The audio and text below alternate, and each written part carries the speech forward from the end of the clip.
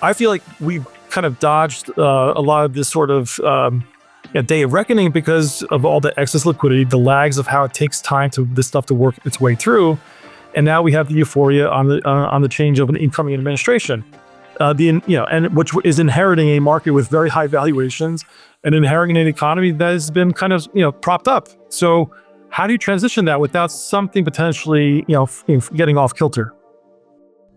George Goncalves, head of U.S. macro strategy at MUFG. It is so great to welcome you on the show for the very first time. Thank you so much for taking the time to join us today, George. Julia, thanks for having me. Big fan of your show. You have great guests. I'm honored to be on. So looking forward to our conversation. Well, I'm thrilled to have you on, and I've seen you on other folks' channels, and we got to meet for the very first time in New York on FOMC Day in December. So just thrilled to kick things off with you and let this audience get to know you as well. One of the things about this show, George, is we kind of always start with more of this big picture macro view, but it might be helpful for folks to get to know you a bit by understanding that macro framework, that framework in which you look at the world as we discuss the 2025 macro outlook. And you can also take all the time you need to set the table when it comes to that big picture macro view. Yeah, no, great. Look, so I think maybe just kind of the benefit of those listening, and we'll get to some charts later on. So I'm a market strategist. I've been doing this for well over 20 years, and really have been fortunate to have worked with some of the best economists, strategists on the street.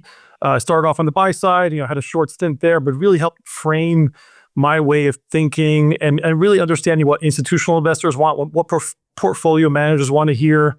They don't want to hear consensus. They want to understand your framework, what are you looking for? What are the tail risks? That's really what a macro strategist really brings to the table. And so over the years, I've been kind of fine tuning my process. It's a quant versus qualitative based framework where I have a lot of econometric models around data, around market valuations, but also paying a really close attention to market sentiment, just general kind of surveys. In the U.S., we're very fortunate. We have so much different data sets that really the hardest thing is going through it all. And and even in the world where we move now to more kind of an automated AI world, there's inherent biases in all these models. Everything is still being programmed or designed with the human element behind it. So I try to incorporate what I learned from my experience, my interaction with a lot of investors. I speak to a lot of the largest investors around the world, our individual trading desks, and I have my own personal view, and I kind of throw that all into a blender, and I come up with the kind of view that I have based for largely U.S. fixed income markets, but the bond market is the big market that largely drives a lot of the other markets too. So it's something that I think hopefully your viewers and listeners will benefit from. I would say so, especially looking at the world from that lens. Where do you want to start when it comes to that macro picture, where we are right now, and more of your outlook for 2025? Sure. And so we've characterized 2025 as a balancing act because it's largely coming off of a stellar year in financial markets, back to back, multiple years. But if we take a step back, we have to understand where we came from. And a lot of us say starting points matter, and they truly do. We're at a interesting crossroads. We're going to have a change in administration, a change in how the world is going to react to some of these policies that are going to be implemented. But I think there's taking a step back and understanding what has taken place up until this point, and I call it the lags to luxury. There's been and we also live in a world of narratives, and so I'm going to spin this into a narrative in many ways.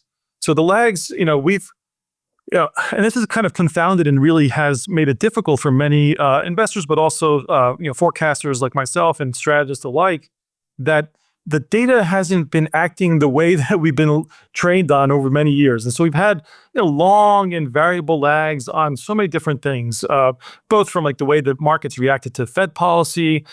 We've had sentiment where the you only live once YOLO and FOMO has driven a lot of financial market.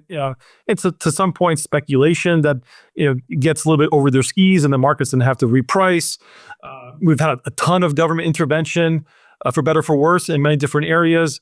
And just a lot of additional stimulus that has really masked the reality of what's happening on the ground. And it's led to what a lot of us have called the have and have nots, the kind of very bifurcated economy.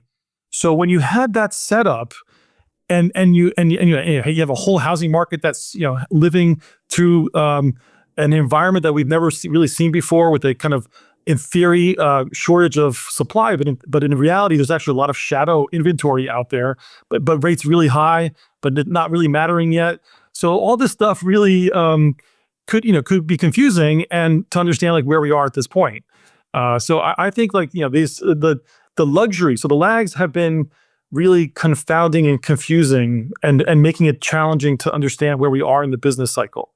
And then the luxury has been a number of things. One, we haven't had really major upsets, and nothing major has really broken. We've had episodes of certain either sectors or industries go through their own weaknesses, but and we've had, of course, geopolitical tensions, both in the form of the Russia-Ukraine conflict and all the tension in the Middle East. But nothing has really kind of risen to the surface where it's been a major event that has really cause for concern. Nothing like COVID or the financial crisis or 2000 .com bust. And so that's kind of created, in one sense, it's been good that we haven't seen a major escalation of any sorts, either financially or geopolitically. But at the same time, it's kind of created a level of complacency where, there's a recency bias. Everyone's like, oh, nothing's broken, nothing as bad has happened, therefore it's going to continue. And when valuations are as stretched as they are now, especially in certain areas of the equity space, and especially in the US, then it does, create a potential for a left tail kind of event where something bad happens that we're not expecting. And I think that's kind of where we are. And I think that a lot of the good news, the euphoria post-election, a lot of it has been priced in. Of course, there's policies that are coming forward that could be pro-growth over the medium term, but it's going to be a function of implementation, a function of unintended consequences, which we don't know how one thing might react with another. And so I feel like I just tell everyone that I speak to and share more broadly, stay open-minded, that we're at this point now where anything really is possible given this starting point. Mm-hmm. One of the things that you brought up in the presentation was this kind of notion of like short-term pain for long-term gain. I thought that was an interesting point, and I was hoping you could also help, put some meat on the bones there, help us flesh out that idea, especially as we have a new administration, Trump 2.0, coming into office in just a matter of weeks now. Yeah, so there's a number of different paths that can, be taken as we, start off a new administration. Do we, have a kind of business as usual continuation of this nonstop kind of government spending? One of the main tenets, and the fact that the Department of Government Efficiency, DOGE, was at least mentioned, announced as a kind of an initiative, not officially part of the government per se, but the idea that that there's a focus on getting our fiscal house in order, some sort of fiscal constraint, looking to term out our debt, figure out the best way of financing our debt. All of these things are now really on the table, and the question is, do we take does this incoming administration take that at the beginning, or do they do that later on when it's maybe less convenient? And I argue that if you're going to make any sort of changes that are going to need to be done to get our fiscal house in better shape, then you're probably better off doing that earlier versus than later. And the real question is going to be like, do you make those tough decisions? We have a debt ceiling that still is unresolved. We're going to need to deal with that. Will spending be front loaded because people are going to want to kind of put in their kind of spending plans in place first? Or there's going to be an honest, kind of review of like where is there either malinvestment, excess spending, and cutting back. And if you do those things initially, the point that I was referring to as short-term pain versus long-term gain is that if you take those short-term pains early on in the next administration, then you kind of like have a more of a clean slate approach to understand like where you truly stand, like what is the underlying really true growth of the U.S. economy outside of just excess government spending? Are we really growing at 3% GDP, or is it really more like 1.5, 1.8? but there's been a really heavy hand of just government intervention. So I feel like that's one path you can take. Now the other path is that you just say, hey, that's really hard to do because it's even if one branch of the government wants to do that, but if Congress doesn't sign off on it, then you can try to put as many spending cuts as you'd like, but it's not going to get through and get passed. And then that's where I say you throw you throw caution to the fiscal winds. You're like, well, everyone else has been spending up until this point. I'm just going to keep spending because I cannot really upset the populace. And so we're really at that crossroads where we have to make the decision that do we cut back on spending? Do we try to move more towards business-led initiative growth versus government-led growth? And I think that's where we are right now. Yeah, that's a good point. Business-led versus government-led. And I guess the question too is, like you point out, doing it early. And I also kind of wonder, George, could the Trump administration, I don't know, could they inherit, what will they inherit in terms of the economy from the Biden administration? And I mean, could we see a recession that might not necessarily be Trump's fault, just given where we are? Yeah, that's a great point. And if you were to turn to page 25, I think this diagram really helps kind of pull together a number of data points where it is a different starting point for the second administration for Trump versus 2016, 2017. I mean, we've expanded our deficit and our debt to a level that we really haven't seen since World War II, if you normalize it versus GDP. So we've got a mountain of debt that's been accumulated, and now interest rates are much higher than where they were when Trump first came in. The Fed was only starting to hike. They were in their second or third year of hiking in 2016 into 2017, and they only got rates up to 2.25, 2.5. Rates have basically got to double that. And now you have this, this incurring interest expense, which only gets bigger with the larger amount of debt that you have outstanding, and that's going to keep going up too. So interest rates finally do matter, and they're going to be the fiscal governor. And this is something I'll refer to quite often. That the amount of interest expense will start to actually play a role in how much we actually spend, and probably force a pullback on spending. And so the chart here on page 25 there's a lot of data points, but just kind of quickly scanning across, we have the worst housing affordability. So the way to read this table is it's what the prior administration left to the new incoming administration. What was the levels reached at the end of December of each presidential term for their last year in office. We have equity markets, super high valuations, housing affordability the worst that's been in as long as data that we have recorded. The amount of national income held by the top 1% is the highest it has been really since the 1920s, 1930s. You had peak inflation that got hit. Overall satisfaction was pretty low in the prior administration, and so it's much different than Trump 1.0, where he kind of had a little bit more wiggle room, especially on the fiscal side, and rates were lower. So this does really bring into question. At some point, rates have to head down, not just strictly because of economic activity, but rates at these levels, if they continue to go up, and if we don't get our fiscal house in order, will start to become a constraint. Mm-hmm. Yeah, it kind of does just kind of beg the question too, just how much has the economy been propped up by the, just the fiscal side of things, and what does that say about the actual health of the economy? Are you someone who has a probability for a recession, or more of that stagflationary environment maybe, or how are you thinking about the economy? Yeah, so I was and incorrectly got the recession call wrong, because this government spending has been above and beyond most of our wildest dreams. Especially coming into a period that was no longer, facing headwinds post-COVID.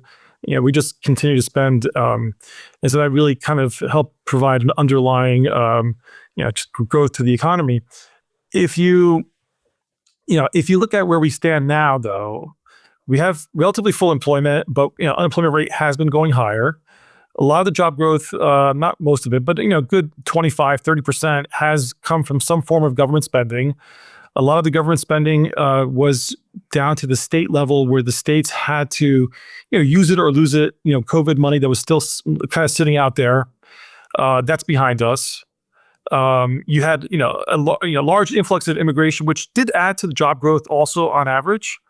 And so now those policies are going to most likely stop and change in the next administration. And, and then if you look at,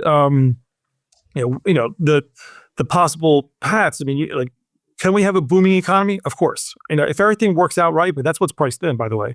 If everything works out right, maybe we can get that. I'm more of kind of split between the stagflation camp. The recession camp is not a low probability. It's still a relatively high probability in my book, somewhere around 35%.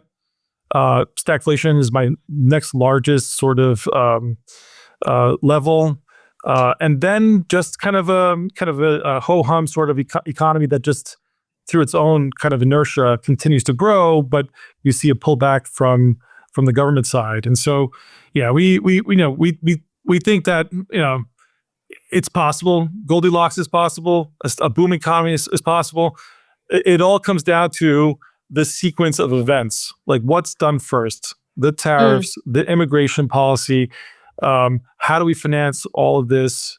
Is the deregulation going to move towards, benefiting certain industries? Are we going to focus on supply chains, reshoring? And all these things are good in the medium term. But the trick is, this is what's going to be interesting. And as I said at the beginning, do you take your medicine at the beginning or at the towards the end? And from a political calculus standpoint and just pure rational logic, I would think you do it at the start, or you just ignore it completely and you just keep going as if this is just the way that we operate in the U.S., which is just fiscal largesse, and just continue to keep spending and debt financing your tax cuts.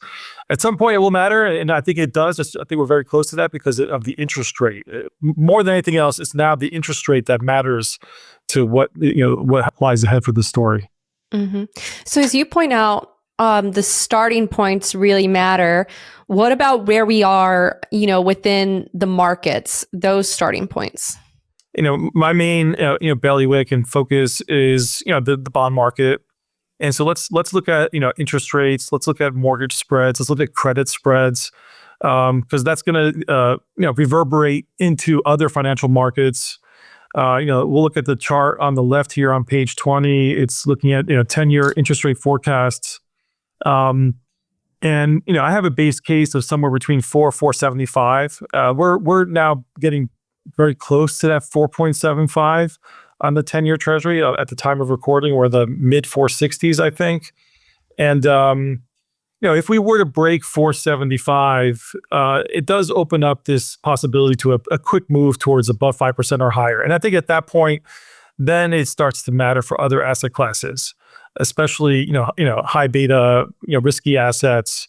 They'll take notice. And I think that will be at least a warning signal that we need to focus on the debt side as well, not just because I think it is a function of term premium. I think it's not. Some people are saying it's a function of the Fed not cutting, but why is the Fed not cutting? The Fed's not cutting for a lot of different reasons. Maybe, the concerns about just kind of overinflating the economy, or just some of these policies will be inflationary, and also driven by debt, which needs more supply of treasuries into the marketplace. So one way or the other, rates are rising, both from an expectations theory around where rates should be, but also because of concern about a lot of fiscal stimulus and having to be financed by more debt. So 475, I think, is the line in the sand that should hold. But if it doesn't, then we're going to make a big run towards 5% or higher. And remember, the Fed cut 100 basis points. We were one of the few houses that had an out of consensus. Yeah, they cut 100 basis points. You guys had the 50 basis points for the first one, right? Yeah, for the first one. And it was one or two of us that had that call. Not that many had that call. And the Fed ended up delivering 100 in 2024. And rates went up 100 basis points. So wrap your head around that concept. The Fed cut 100 and rates went up 100. Okay, why is that? Yeah. So I think this is a great reminder that the bond market is we have beta, which means some sort of relationship and correlation to the Fed, But the bond market is independently priced and it's still driven by supply and demand. And so in one way, the bond market maybe had rates too low to begin with. I mean, if you remember, the Fed got rates up to 5.5 on the top part of the band, but no point on the yield curve, except for the 2-year, got close to 5%. So the whole curve, so even when they were hiking, the bond market was skeptical that they're going to be able to maintain rates above 5. And so then they end up cutting 100 basis points, and then the market goes in the opposite direction because now, we're focused on and concerned about other factors. But it does start to kind of introduce this sort of term premium risk that the Fed really can't control unless they do QE, which is what they did in the past. And so if it's literally the bond market left to its own devices, that the bond market will set the price of money, and that will set the price for housing, it'll set the price for commercial real estate, it'll set the price for the government itself, and it sets the price for everything else in between, from small caps to anybody that borrows money to do capital investment. Rates matter, and that's the part that I think is super important to kind of stress on. That we've had this kind of decoupling because initially the bond market was skeptical that the Fed can actually keep rates this high. And now with the concerns about the incoming administration's fiscal policies and potential inflationary policies, both on immigration and tariffs, the bond market is commanding a premium. I think rightly so for now. But if we get above 475, then I think, the wheels potentially come off in some asset classes. Okay, let's flesh that out a bit more. So if we can get above 475, maybe for folks who are watching, what would that mean for various asset classes? What does that mean for equities even? Let's flesh it out. Yeah, let's take one interim step, if that's okay. Let's go to the next page, page 21. Because what separates the bond market from the equity market is the corporate credit. And what you're looking at here on page 21 is the spreads on investment grade on the left side, and then spreads on high yield on the other side. High yield has actually become a much more fundamentally stronger market in terms of they refinanced. These companies have gotten much smarter over time with how they deal with leverage, but they're still susceptible to the business cycle, and they're at mercy of interest rate risk, because if interest rates go up, then it gets harder to finance your debt, right? So spreads are pretty much tight, very tight in high yield. If you look at the charts, literally at the bottom post-COVID, and historically going back into the 1990s, we're very low in spreads, super tight. Same thing is true for investment grade. If rates go higher and stay higher, like towards 5% or more, then these other credit markets have to compete with treasuries and mortgages at much higher rates, and that kind of crowding out starts to become more of a real risk for these asset classes, which then makes it harder for corporates to then continue to kind of borrow, and which then eventually will impact their equities over time. So the key will be to see if credit spreads can stay this tight if rates go up. And if rates go up even further and then spreads start to widen, then that's what starts to hit equity markets. So what I'm showing you here on page 51 is comparing the unemployment rate versus the Fed funds rate.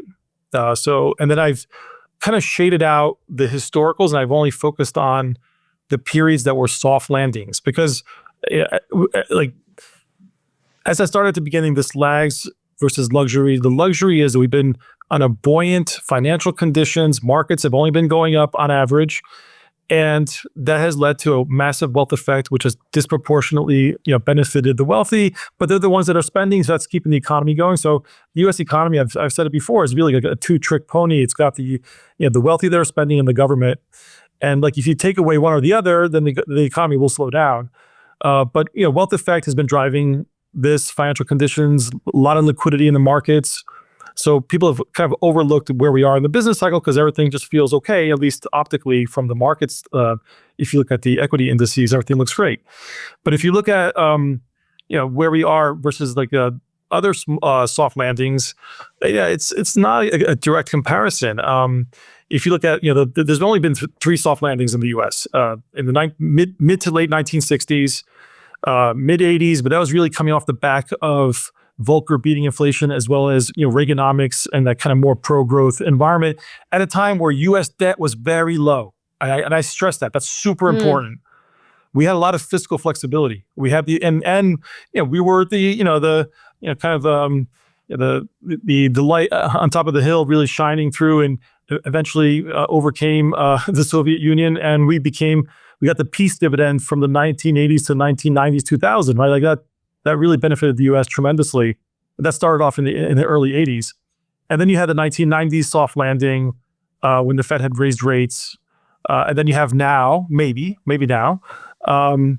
And all these cycles don't always match up. And where they don't is where I think it's critical. One, this is why the long and variable lags aspect is so multifaceted. Like one of the big lags is that post-COVID, M2 growth was just out of control. Like we just had massive expansion because of companies drawing down on credit lines, excess money being pumped into the system from the government side.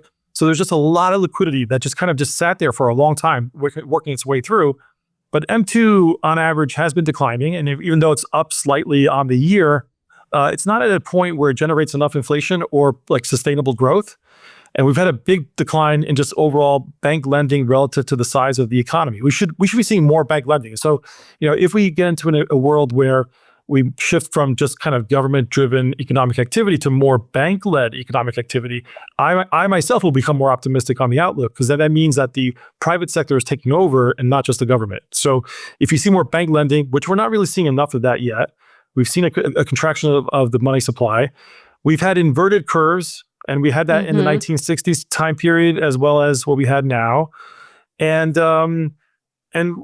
we also, what's really, really crucial in these other soft landings, if you look at the unemployment rate, which is the red line in these charts, it was always declining. So even though the Fed hiked a lot and then eventually cut, and the cutting, by the way, helps ensure you get a soft landing. Because if you kept rates at 5% perpetually, I can almost guarantee you would have a recession. But that's a counterfactual that I can't prove right now, because they did cut, so that should help soft land the economy. And I think they're going to cut even further. But if they had not cut, then the chance of recession would go up a lot. And that's why I think that they should continue to cut, because if they hold back on cutting, the risk is that they inadvertently have a false dawn, think that everything's fine, and then we do go into a slowdown in the second half. But nonetheless, like the common feature of all of these soft landings are Fed raises rates, the curve sometimes inverts, does not invert. If it doesn't invert, it's actually good, because then the banks keep lending, and which didn't happen this time, by the way. And the unemployment rate continues to head lower. This time we had really only one of the four of those criteria happen. So I feel like we kind of dodged a lot of this sort of day of reckoning because of all the excess liquidity, the lags of how it takes time to this stuff to work its way through. And now we have the euphoria on the change of an incoming administration. And which is inheriting a market with very high valuations and inheriting an economy that has been kind of propped up. So how do you transition that without something potentially getting off kilter? Yeah, that is the question, I suppose. Yeah. And by the way, just speaking of the yield curve, we did have Professor Cam Harvey on the show. So if folks want to go back and watch that episode, it's just, we had him on in December. He has yet to call the first ever, false signal yet. That remains to be seen, but be on the lookout there. But yeah, those are the questions to ask. It makes me wonder too, seems like we're on a bit of an unsustainable path. I talk a lot on this show, George, about just our debt situation of where we are, north of 36 trillion. Starting points matter, I suppose, when you're looking at all of these different cycles. Maybe what do you make of more of our fiscal picture here in the US, the debt situation? We have a deficit issue as well. Just kind of curious, how do you think about that?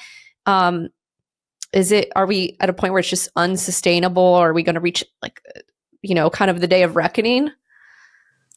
Yeah, so maybe if you go back to, let's see, look at page 37 and look at the historical deficit to GDP versus the debt to GDP. And right now, our deficit to GDP on an annual basis has been fluctuating somewhere between 6 and 7%. And those are wartime measure government spending above and beyond tax receipts on a day in, day out basis.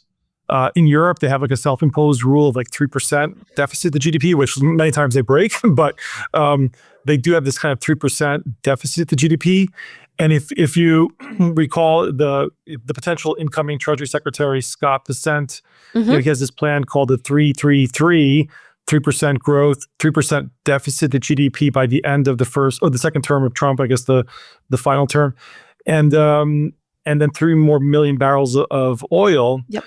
It's really hard to make that math work unless it's going to be truly, above 3% growth, and we have to get rates lower. So this is why, like, it really behooves the incoming administration not to create inflation, actually, because if you can keep inflation under wraps, focus on energy, and lower inflation in general, and maybe that might mean some job losses at the start, and maybe it won't be a full-blown recession, but enough economic weakness for the first 6 to 9 months that really takes away that inflation concerns that many people have and breaks the psychology of inflation expectations. Because that's really what, because people are concerned about inflation. They still are. The price level has shifted higher. We're not going to go back to the pre-2020 world.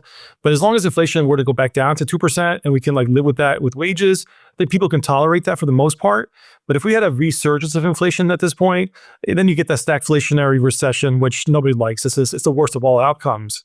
So, if you can get growth to stay anywhere between 2 and 3%, but inflation goes down, then our debt to GDP dynamics can improve over time.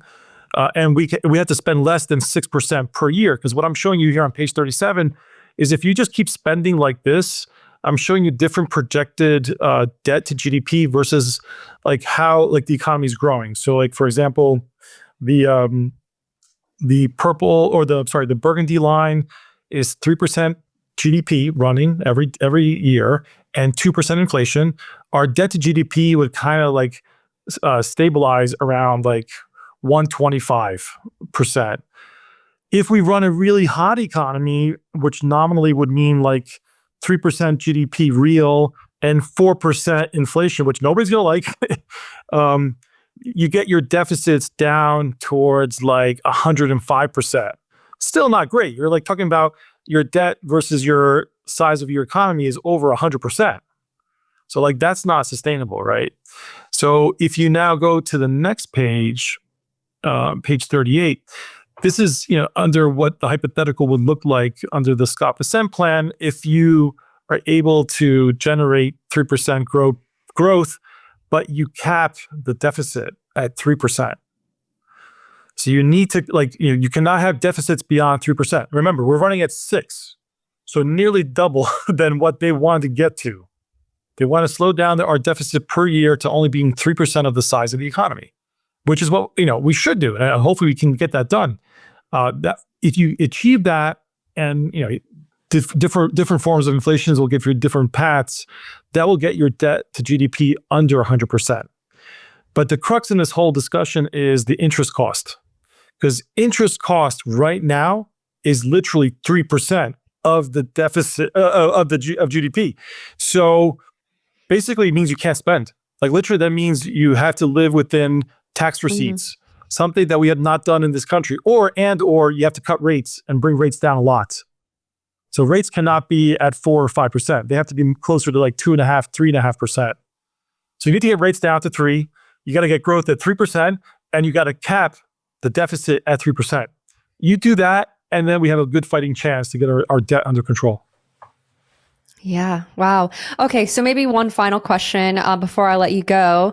Your shop had the 50 basis point rate cut call. I think you mentioned you're one of 2 last year. More of your outlook on the Fed funds rate policy for this year. I know back in December, folks are saying the expectation is 2 cuts this year, but do you have a different view, or is that the view that you hold? Just curious, given that you had that call last year. Yeah, no, thanks for that. Let's look at page maybe 65.